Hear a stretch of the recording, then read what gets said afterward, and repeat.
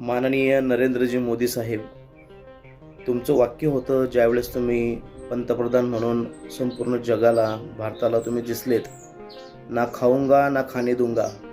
परंतु आमच्या महाराष्ट्रामध्ये तर असं चालू आहे, जितना आएंगा मैं उतना खाऊंगा. या अनुषंगाने हा पुढील व्हिडिओ सर्व लोकांसाठी.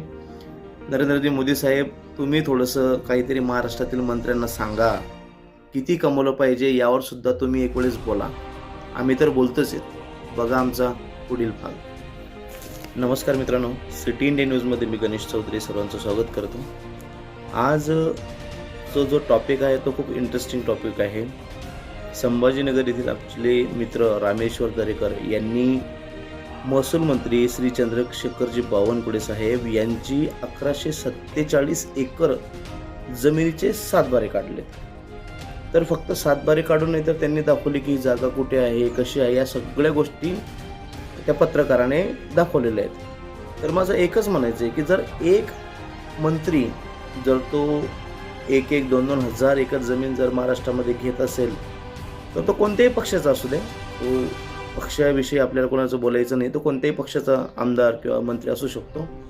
म्हणजे किती भ्रष्टाचार आहे आपल्या महाराष्ट्रामध्ये हे तुम्हाला 1100 ते 1200 एकरच्या जमिनीवर आपल्याला दिसू शकते.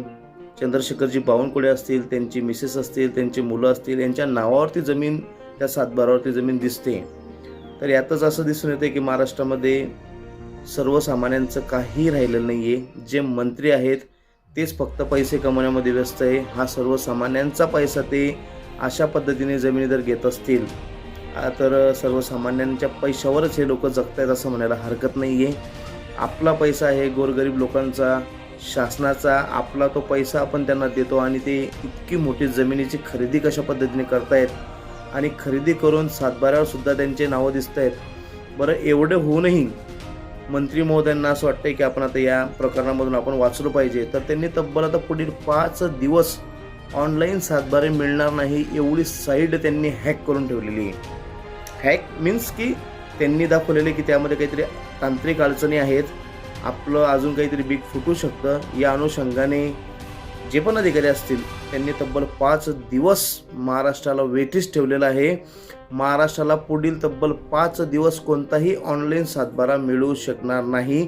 त्यामध्ये सर्वसामान्यांचं किती मोठं नुकसान आहे हे महाराष्ट्र सध्या बघत आहे.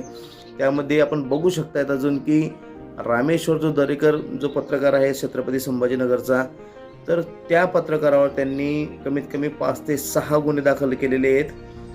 आपल्या मंत्रीपदाचा फायदा घेऊन, आपला राजकीय फायदा घेऊन अशा पत्रकारांवर जर का मंत्री महोदय जर का अशा पद्धतीने जर का गुन्हे दाखल करत असेल तर हे निंदनीय बाब आहे. असे कामं कोणत्याही मंत्र्याने करू नये. आता प्रत्येक मंत्र्यांचा भ्रष्टाचार हा अशाच पद्धतीने बाहेर निघणार आहे.